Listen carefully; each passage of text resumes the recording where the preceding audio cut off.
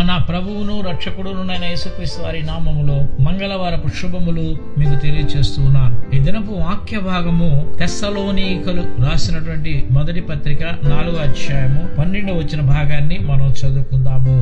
మీరు ప్రేమ యందు మరి ఎక్కువగా అభివృద్ధి నొందుచుండవలెననియు సంగమునకు ఎలుపటి వారి ఎడల మర్యాదగా నడుచుకొనుచు మీకేమీ కొదువ లేకుండానట్లు మేము మీకు ఆజ్ఞాపించిన ప్రకారం మీరు పరలోజోలికి పోక మీ సొంత కార్యములను జరుపుకున్నట యందును మీ చేతులతో పనిచేయట యందును ఆసక్తి ఉండవలెను మిమ్మును హెచ్చరించుచున్నాను.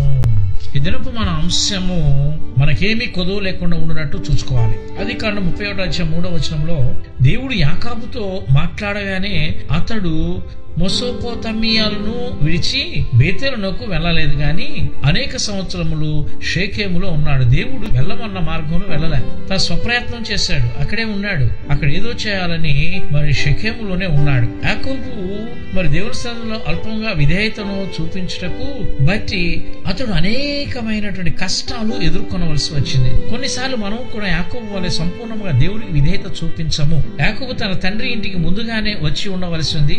తన జ్ఞానముపై ఆధారపడ్డాడు. నాకేం పర్వాలేదులే. తన ప్రణాళికల ద్వారా మామను మోసగించి బలమైన పశువుల తనకు బలహీనమైనవి లాభానికి వచ్చినట్టు చేశాడు. యాకోబు నా పిల్లల కొరకు నా సంపాదన కావాలనని తనలో తాను వాదించుకొనుచు వచ్చి ఉన్నాడు. చాలా మంది కూడా తమకు పెద్ద కుటుంబము ఉన్నాయి అని అబద్ధాలాడి లంచాలు తీసుకొని మరి సంపాదించుకోవాలి, నా కుటుంబం నా బిడ్డ బాగుపడాలని అనుకుంటూ ఉంటారు. ఆ విధముగానే చాలా మంది జీవితాలు దేవుని సంఘంలో వ్యతిరేకంగా ఉంటున్నాయి. యాకోబు పశు సంపద విస్తరించినను అతనికి ఏమీ సమాధానం లేకుండా ఉంది. లాబాను పిల్లలు అతని మీద అసూయపడి తప్పుడు మార్గముల ద్వారా యాకోబు తన తండ్రి ఆస్తిని తీసుకునవాలని చెప్పుకున్నారు.